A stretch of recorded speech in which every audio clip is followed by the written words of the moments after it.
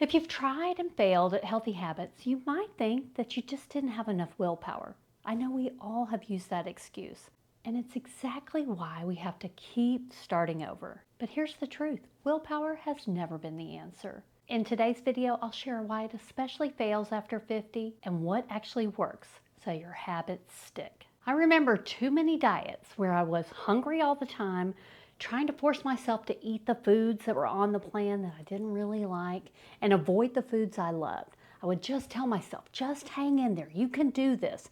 And whoever was leading the diet just acted like it was so easy. And 2 weeks later, I would go back to my old habits, feeling like a failure. We've been led to believe that the ones that are successful on those diets or on those workouts getting fit, that they have this willpower. They're always motivated. They can push themselves to do things they don't want to. And somehow we're lacking, and that's why we can't stick to it. But willpower isn't the answer. I know in my 30s I could get away with things a little bit easier. I could skip workouts here and there without a lot of consequences. I could jump right back in and not lose much.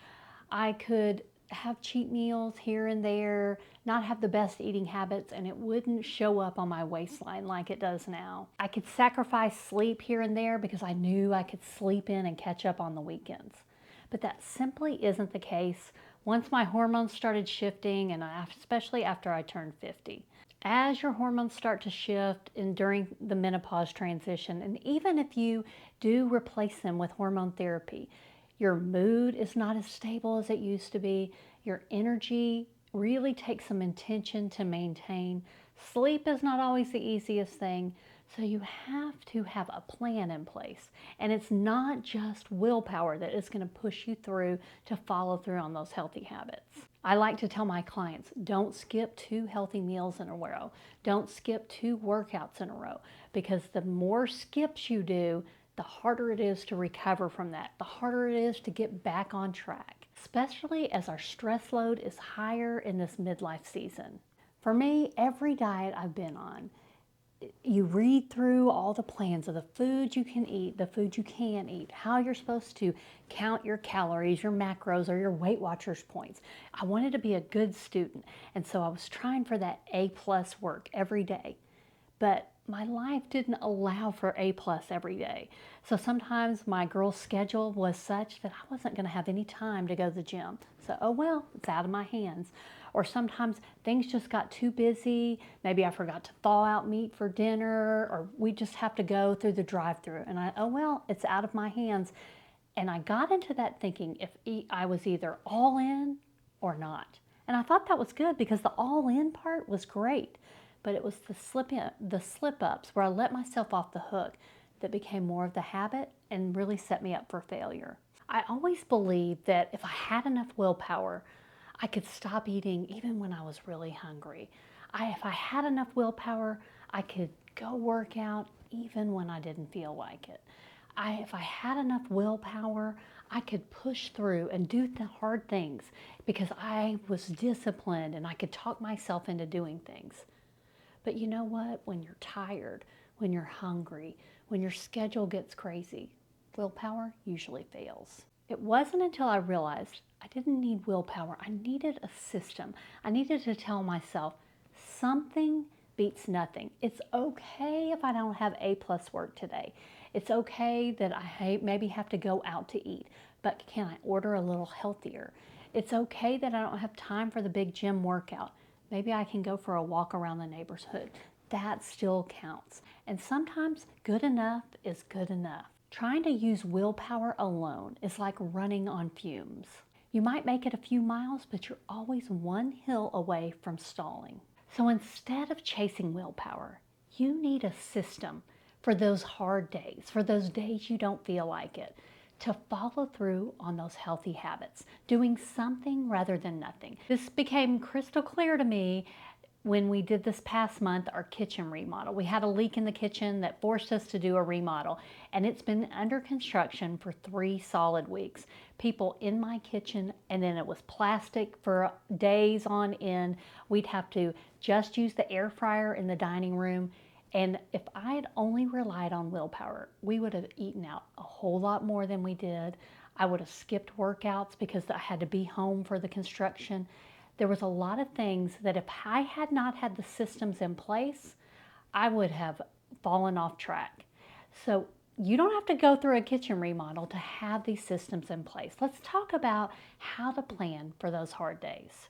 So I always like to have a meal plan. I plan that out on Sundays, but sometimes I just don't feel like what's on there. I don't have the energy to cook. So I also have a backup plan. I always have my freezer stocked with some quick, easy meals that I can put in the air fryer. Now, on most days, I like to rely on real food, but there's always those days where you don't feel like cooking, you don't have time, and you need a good protein-filled snack or meal. And this is one of my new favorites, EarthChimp organic vegan protein shake mix. I got the chocolate. It's organic, it has probiotics and fiber without added sugar. It's sweetened with monk fruit, and I think it tastes great. It's a great thing to have on hand. I just blend it with either a banana or some blueberries. Maybe I throw in some greens. I can sometimes do almond milk, or just water is good. It's a quick and easy meal on those days you don't feel like it. You don't have to have willpower. You just have to have a plan B in place. I like this protein powder because it doesn't taste chalky like a lot of them do, and it's dairy-free, which for me really works well. I can't do the whey protein powder. It just causes inflammation and doesn't make me feel best. You can check the description below to find a link to this protein powder. I highly recommend it. Now, having a plan B in place is a great alternative to having willpower. And another thing is to remove the decision fatigue. You know you have to make so many decisions throughout the day. What to wear, time to get up, what to eat for breakfast, what to eat for a snack, what to eat for lunch, what to do at work, when do you work out. All these decisions start to add up. And by the end of the day, you're just tired. And you don't want to decide what's for dinner, when should I work out. And you just say, I don't care. I don't care anymore. I just don't want to make a decision. So the way you get around this is you decide in advance. I like to plan my week on Sundays. I schedule my workouts for the week when I'm feeling rested and in control. I plan my meals for the whole week. I prep breakfast on Sundays so that I already have breakfast ready to go. I don't have to think about it. I just go to the refrigerator, grab it, and heat it up. I have those decisions already made so that it's easier to follow through. I don't even have to think about it. I also make my decisions easier to follow through by removing temptation from home. If I have chips in the pantry, I'm going to hear them calling my name when I get a little tired or feel a little snacky. But if I don't have chips in there, I'm not going to eat chips. I'm not going to go to the store to get them on a whim. So I make it easier for myself. I leave the junk food at the store. Set yourself up for success. Put your tennis shoes by the front door so you have no excuse to put them on and go for an easy walk. Prep your food, make a meal plan, schedule your workouts, set your environment up so it's easy to just go from one step to the next. Have that system of following through because you decided in advance, and you don't have to think so hard about following through. You don't need that willpower because you're just following what you've already planned. Now, the next thing to build the system that doesn't require willpower is to start new habits anchored to ones you already do. I always fill a cup of water up beside my bed. So as soon as I wake up, because I do that every day, I grab my water and I drink that water as I'm walking to the kitchen. I don't even have to think about drinking that first glass of water because I built this into my routine. Maybe if you brew your coffee in the morning, you could have a cup of water right by that. And as your coffee's brewing, you drink a glass of water. Or as your coffee's brewing, you do some push-ups on the counter and get some arm work in right while your coffee's brewing. You're already doing that. How can you stack another new habit by it? When your shower water is heating, can you do a few sit-ups or a wall sit? As you're brushing your teeth, can you do calf raises? When you sneak in these little habits with stacking them with something you already do, it doesn't doesn't require willpower. It just requires a little memory at first, but once it gets anchored in, it's so easy, you don't even have to think about it. And it's nothing like trying to white knuckle your way to getting to the gym or eating those extra vegetables. It's stacked to something you already do. Now, in my early 40s, for some reason, I got a whim and I started running. And I had never been a runner. I had struggled with severe asthma as a kid, and running always triggered that. But I started running with my daughter, and it was more walk, run than run most of the time. We'd sign up for 5Ks here and there. And it did take sheer willpower to practice that running. It was hard all the time, but I just kept trying and kept focusing on it, and kind of the accountability of running with my daughter made me follow through some. But it wasn't until I called myself a runner, that I was a runner and identified as a runner, that running became a whole lot easier.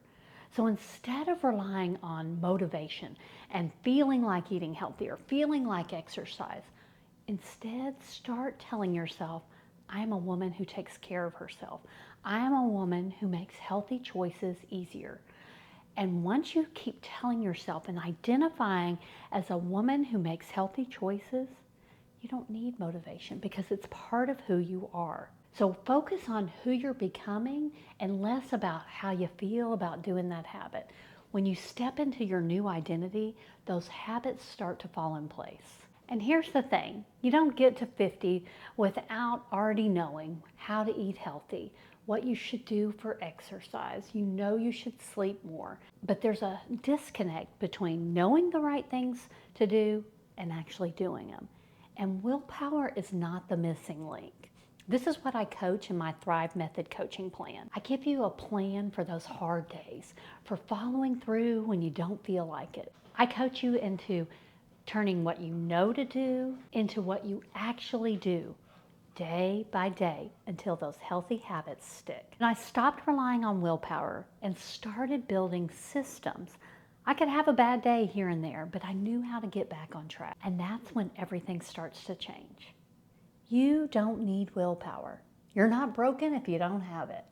You just need a strategy that works with your life, not against it. In my next video, I'll share exactly how I use these systems to build a life I love after 50. You can click here and watch it when it's ready.